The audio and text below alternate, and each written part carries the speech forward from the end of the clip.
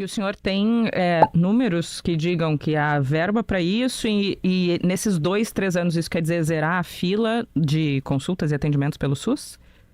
O maior problema é justamente as consultas, atendimentos e cirurgias, né? O problema de acesso. O SUS, o grande problema dele é de acesso.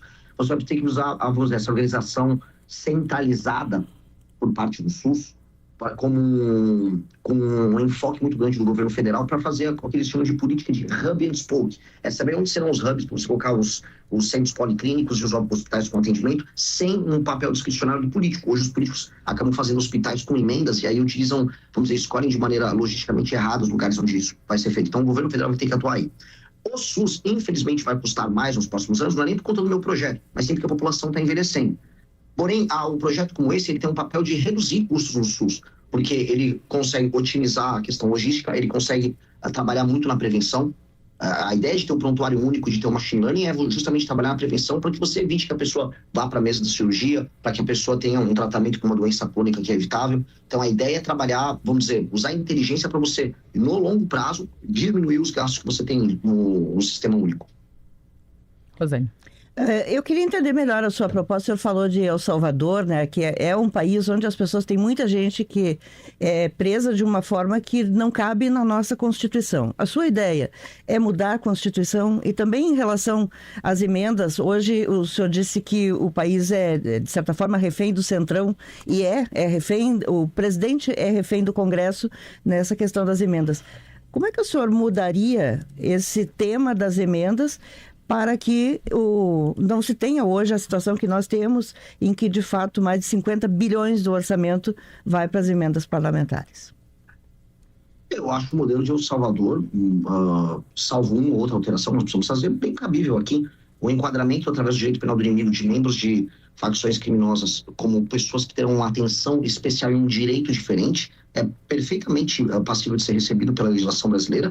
Inclusive já passou agora, o próprio governo Lula, uma legislação no Congresso que já começa a fazer esse enquadramento especial e nós vamos levar isso, vamos dizer, como política de Estado, enquanto enfrentamento ao crime organizado, construir novos presídios e levar membros das facções para esses presídios. A gente precisa agora alterar a lei de execuções penais e o Código de Processo Penal justamente para retirar recursos como as progressões de pena e elementos como saidinhas para que a pessoa, quando pega uma pena de 20, 30, 40 anos, cumpra seus 20, 30, 40 anos. E a gente começa a fazer, basicamente, justiça para a população que hoje fica refém dessas pessoas. Acho isso não é um problema, isso aqui é uma polêmica. Um outro tema que é das emendas, eu entendo que esse é um problema central, porque infelizmente com o empoderamento do Centrão, esse se tornou um regime de acumulação por parte dos políticos desses partidos. E esse regime, ele enfraqueceu demais o poder executivo. O que nós vamos precisar fazer? Antes de tudo, eu não tenho problema nenhum em dando um estímulo agora, em curto prazo, para que os políticos, através da nossa reforma fiscal, trabalhem para diminuir os gastos obrigatórios, abrindo espaço para discricionário, eu autorizar o aumento das emendas, não apenas por um critério meramente de arrecadação orçamentária, mas um share do orçamento discricionário mediante cortes em gastos obrigatórios, fazendo com que o Centrão trabalhe dessa maneira, num curto prazo, como um elemento que ajude em reformas fiscais. Depois, o que nós vamos precisar fazer é fiscalizar e muito integrar a emenda com as políticas públicas baseadas em resultados que funcionem nos municípios. Ou seja, o poder discricionário que um político tem, eu vou fazer uma praça em Arapiraca, igual o Arthur Lira fez um monte de praça em Arapiraca porque era a base dele, tem que acabar. A emenda do Arthur Lira, se for para Arapiraca, vai ser estabelecer um plano já pré-estabelecido de gestão que vai melhorar os indicadores de Arapiraca. Bom, eu queria lhe perguntar sobre alguns temas importantes, né, e até polêmicos na área de economia. O senhor já falou sobre o juro. Qual a sua política para permitir que o Banco Central reduza a taxa de juros e se concorda com a política monetária que o Banco Central está implementando agora? Para mim, todo tipo de ajuste fiscal, isso a literatura ela vai toda nessa linha e as experiências internacionais mostram isso, tem que ser baseado na despesa. Ajuste fiscal baseado na área da despesa é ajuste fiscal que tem efeito mais duradouro.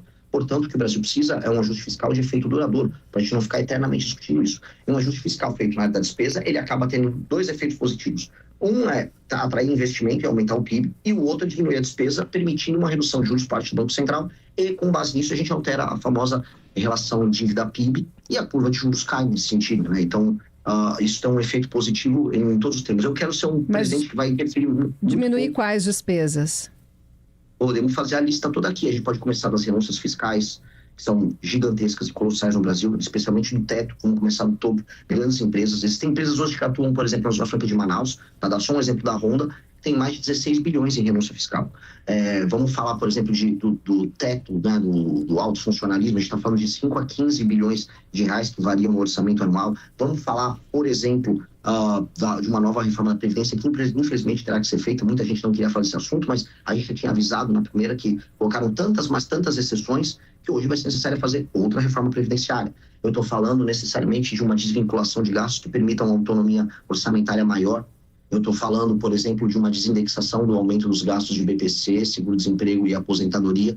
São todas medidas que são protocoladas numa PEC, que já foi colocada pelo nosso deputado federal, Kim Kataguiri, e são medidas que vão ter um efeito gigantesco. Estou falando de 3,3 trilhões, isso não é uma estimativa minha, isso aqui é a equipe técnica da Câmara que participou da elaboração desse projeto, que em 10 anos tem um efeito de reduzir 3,3 trilhões. A gente está falando de uma reforma que altera a dinâmica de gastos e funcionamento do Estado brasileiro, o que vai permitir não só a queda dos juros, mas queda dos impostos no longo prazo, para que o Brasil fique um país fiscalmente sério. Retomaria a taxa das blusinhas? Não, acho que não tem nenhum sentido isso aí. Acho que a gente está falando de um país em que as pessoas perderam a capacidade de consumo. Aí os poucos bens que as pessoas podem comprar, como um pequeno eletrônico, uma blusa, uma roupa, uma coisa que mantém a autoestima de uma moça ou um cara que está trabalhando, sei lá, como entregador, precisa de um celular, esse pequeno insumo de trabalho, vou colocar nesses termos, ser proibitivo é bizarro. Vamos dizer, uma falta de noção gigantesca. E a discussão do fim da 6x1 e da redução da jornada semanal, qual é o seu posicionamento? Eu sou contrário à proposta que veio do governo e considero vexatória a postura da direita brasileira em sequer se colocar na mesa para discutir. Saiu ontem, não sei se vocês acompanharam, uma entrevista horrível do Valdemar da Costa Neto, em que ele alegava o seguinte, que não haveria como eles se oporem porque ele não haveria como fazer uma oposição por parte do PL porque eles iam perder votos, mas que ele discordava do projeto, mostrando que é apenas uma posição casuística adotada ali por eles. Acho que não tem que acabar com a 6x1 e que tem que manter a jornada em 44 horas. Não, eu acho que a gente tem que ter uma reforma na legislação trabalhista brasileira profunda, que aumente a flexibilização. Hoje a gente tem uma legislação muito velha e a gente está discutindo nos termos errados. A gente está pegando, eu tenho uma legislação velha e aí eu vou adequar ela através de uma política populista para uma demanda que surgiu ali no Rio de Janeiro com um vereador e que pegou nas redes sociais. Qual é a maneira correta de tratar desse assunto, na sua opinião? É uma reforma profunda na legislação trabalhista brasileira. E qual seria o modelo? É 5x2? É 4x3? É 6x1? Não trabalhar nessas categorias, porque o mundo já não trabalha mais nessas categorias. Hoje você tem uma alta flexibilização nos contratos de trabalho. Você pode estabelecer limites de horas semanais, e aí você pode permitir que as partes façam os contratos deles. Hoje, a economia global ela vai mudando para outros perfis, é muito mais uma economia de serviço. Essas categorias do tipo, é tanto por tanto, com tantas horas... Isso é um modelo industrial verticalizado, tanto que a CLT é do período, vamos dizer, do meio do século XX. O mundo não é mais esse. Como seria para o senhor, então, cada categoria definindo como vai ser? Seria você tem sindicatos com concorrência. Isso eu vou pegar um exemplo que é presente, por exemplo, na Ásia. Sindicatos que concorrem entre si para atender esses trabalhadores fazem os seus contratos com suas áreas. Em alguns contratos em que há uma organização dos trabalhadores, você consegue estabelecer um regramento específico para ela, já entendendo o funcionamento da área. E o mercado atendendo a demanda tanto do empregador quanto do empregado.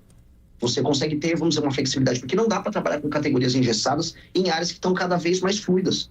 Mas, por exemplo, na indústria, né? Ontem o empresário Jorge Gerdau e o Rampeter falou que a indústria brasileira não é competitiva, vai ficar menos competitiva com a jornada reduzida, e até citou o exemplo da China, onde muitas vezes muitos operários da indústria siderúrgica trabalham 11 horas por dia.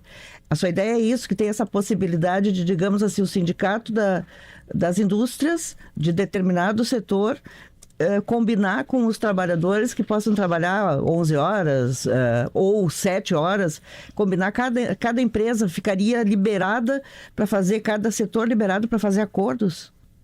Pois e é isso que está funcionando não só no mundo, mas com os nossos concorrentes. A gente tem que ser muito claro.